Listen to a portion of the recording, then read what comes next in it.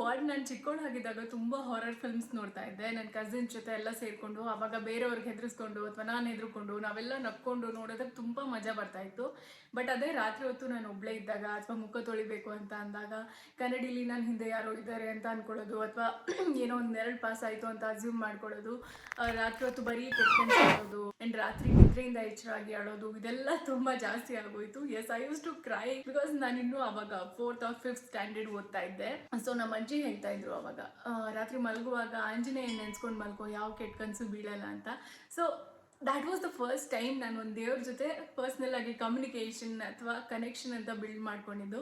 So ಆಗಿನ ಆಂಜನೇಯ ಅಂದರೆ ನನಗೆ ಏನೋ ಒಂಥರ ಒಂದು ಸ್ಪೆಷಲ್ ಲವ್ ಆ್ಯಂಡ್ ರೆಸ್ಪೆಕ್ಟ್.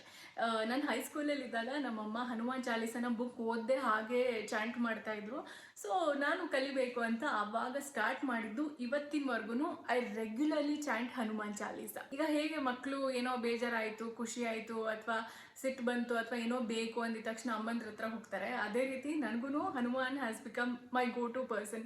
ಏನೋ ಒಂದು ಬೇಜಾರಾಯಿತು, ಅಥವಾ ನನ್ನ ಲೈಫಲ್ಲಿ ಏನೋ ಒಂದು ಬೇಕು, ಅಥವಾ ಏನೋ ಒಂದು ಪ್ರಾಬ್ಲಮ್ ಸಾಲ್ವ್ ಆಗಬೇಕು, ಅಥವಾ ಏನೋ ಒಂದು ಮ್ಯಾನಿಫೆಸ್ಟ್ ಮಾಡ್ಕೊಂಡಿದ್ದೀನಿ ಅದನ್ನ ಶೇರ್ ಮಾಡ್ಕೋಬೇಕು, ಪ್ರತಿಯೊಂದಕ್ಕೂ I just go to Hanuman. He is my go to person all the time. And you don't believe, ನನ್ನ ಪ್ರಾಬ್ಲಮ್ ಎಲ್ಲ ಒಂಥರ ಮ್ಯಾಜಿಕ್ ಥರ ಸಾಲ್ವ್ ಆಗಿದೆ. I am so excited about this video. So ಇವತ್ತಿನ ವಿಡಿಯೋಲಿ ಹನುಮಾನ್ ಚಾಲೀಸ ಯಾಕೆ ಅಷ್ಟು ಪವರ್ಫುಲ್ ಆ್ಯಂಡ್ ಇದರಿಂದ ಏನೇನೆಲ್ಲ ಹೆಲ್ಪ್ ಆಗುತ್ತೆ, ಬೆನಿಫಿಟ್ಸ್ ಏನು ಅನ್ನೋದ್ರ ಬಗ್ಗೆ ಮಾತಾಡ್ತಾ ಇದ್ದೀನಿ. ಆ್ಯಂಡ್ ವಿಡಿಯೋ ಕೊನೆಯಲ್ಲಿ ಹನುಮಾನ್ ಚಾಲೀಸ ಓದೋ ಕ್ರಮ ಹೇಗೆ ಅನ್ನೋದನ್ನ ಹೇಳ್ತಾ ಇದ್ದೀನಿ. So now let's start the video. ಭೂತ ಪಿಶಾಚ ನಿಕಟ ನಹಿ ಆವೈ, ಮಹಾವೀರ ಜಬ ನಾಮ ಸುನಾವೈ. ಅಂದ್ರೆ ಇವಿಲ್ ಸ್ಪಿರಿಟ್ಸ್ ಆಗಲಿ ಅಥವಾ ನೆಗೆಟಿವ್ ಎನರ್ಜೀಸ್ ಆಗಲಿ ಹನುಮಂತನ ಹೆಸರು ಕೇಳಿದ್ರೆ ಹತ್ರನೂ ಬರಲ್ಲ ಅಂತ. ನಾನು ಚೈಲ್ಡ್ಹುಡ್ಡಲ್ಲಿ ಹಾರರ್ ಫಿಲ್ಮ್ಸ್ ನೋಡ್ಕೊಂಡು ಹೆದರ್ಕೊಂಡಾಗ ಆಂಜನೇಯನ್ ನೆನ್ಸ್ಕೊಂಡು ಮಲ್ಕೊತಾ ಇದ್ದೆ ಅಂತ ಹೇಳಿದ್ದೀನಿ.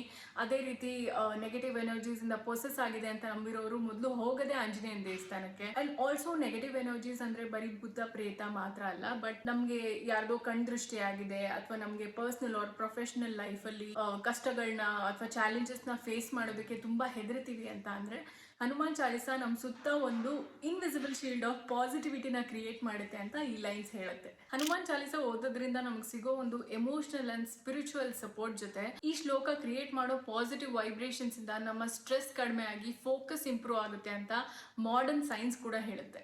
ನಾವು ಸೊಸೈಟಿಲಿ ಒಂದು ಪವರ್ಫುಲ್ ವ್ಯಕ್ತಿಯ ಮಕ್ಕಳಲ್ಲ, ಅಥವಾ ನಮಗೇನು ಬ್ಯಾಕ್ಗ್ರೌಂಡ್ ಇಲ್ಲ ಅಂತ ಅಂದರೆ ಯಾರೂ ನಮಗೆ ಕರೆದು ಅವಕಾಶ ಆಗಲಿ, ಸಕ್ಸಸ್ ಆಗಲಿ ಸಿಲ್ವರ್ ಪ್ಲೇಟಲ್ಲಿ ಇಟ್ಕೊಡಲ್ಲ. ನಾವೇ ಸ್ಕ್ರ್ಯಾಚಿಂದ ನಮ್ಮ ಎಫರ್ಟ್ ಹಾಕಿ ಏನು ಸಾಧಿಸ್ತೀವೋ ಅದನ್ನ ಸಾಧಿಸಬೇಕು.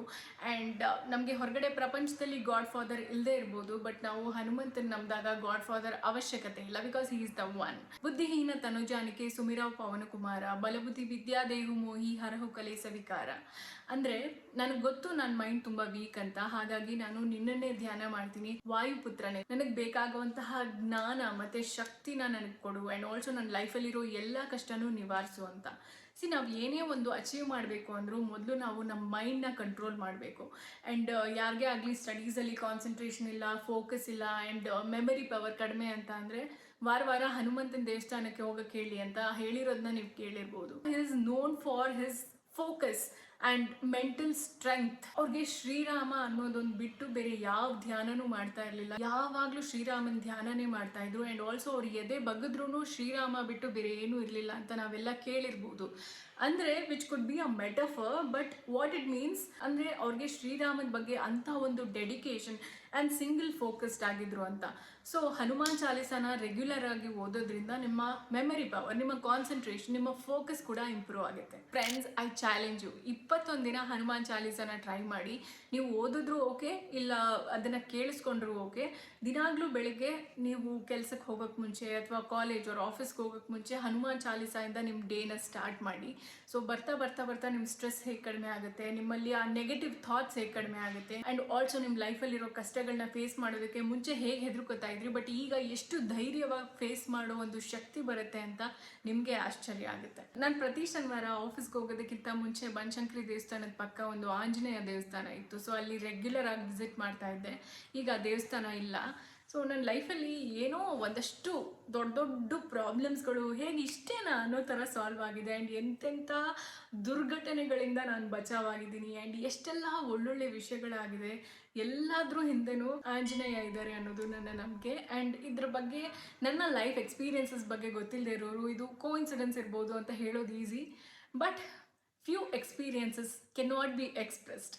ಅದನ್ನ ಅನುಭವಿಸಿದವ್ರಿಗೆ ಗೊತ್ತು. ಆ್ಯಂಡ್ ಹನುಮಂತನಿಗೆ ಸಾವಿಲ್ಲ, ಈಸ್ ಇಮ್ಮಾರ್ಟಲ್. ಈಗಲೂ ಕೂಡ ಎಲ್ಲೋ ಧ್ಯಾನ ಮಾಡ್ತಾ ಇದ್ದಾರೆ ಅಂತ ಹೇಳ್ತಾರೆ. ಅದೇನೇ ಇರ್ಬೋದು, ಬಟ್ ಹನುಮಂತನ ಇಂಪ್ರೆಸ್ ಮಾಡೋದು ಅಷ್ಟು ಕಷ್ಟ ಅಲ್ಲ. ಆಂಜನೇಯ ಯಾವಾಗಲೂ ಏನು ಮಾಡ್ತಾ ಇದ್ರು ಅಂತ ನಾವು ಕೇಳಿದ್ದೀವಿ, ಯಾವಾಗಲೂ ಶ್ರೀರಾಮನ್ ಧ್ಯಾನ ಮಾಡ್ತಾ ಇದ್ರು. ಸೊ ನಮಗೆ ಆಂಜನೇಯನ ಆಶೀರ್ವಾದ ಬೇಕು ಅಂತಂದರೆ ನಾವೇನು ಮಾಡಬೇಕು, ಆಂಜನೇಯನ ಧ್ಯಾನ ಮಾಡಬೇಕು. ಸೊ ನಿಮಗೆ ಏನೇ ಒಂದು ಕಷ್ಟ ಆಗಿರಲಿ ಲೈಫಲ್ಲಿ, ಕಣ್ಮುಚ್ಕೊಂಡು ಜಸ್ಟ್ ಆಂಜನೇಯನ ಇಮ್ಯಾಜಿನ್ ಮಾಡ್ಕೊಳ್ಳಿ. ಅವ್ರು ನಿಮ್ಮ ಲೈಫಲ್ಲಿರೋ ಎಲ್ಲ ಕಷ್ಟಗಳನ್ನ ನಿವಾರಿಸಿದ್ದಾರೆ ಅಂತ ಅಂದ್ಕೊಳ್ಳಿ. ಆ್ಯಂಡ್ ನೀವು ಕಣ್ಮುಚ್ಕೊಂಡಾಗ ಬರೀ ಅವರ ಇಮೇಜ್ ಮಾತ್ರ ಬರಬೇಕು. ನೀವು ದೇವಸ್ಥಾನದಲ್ಲಿ ಏನು ನೋಡ್ತೀರಾ ಆಂಜನೇಯನ ವಿಗ್ರಹ, ಅದು ಮಾತ್ರ ನಿಮ್ಮ ಕಣ್ಮುಂದೆ ಬರಬೇಕು.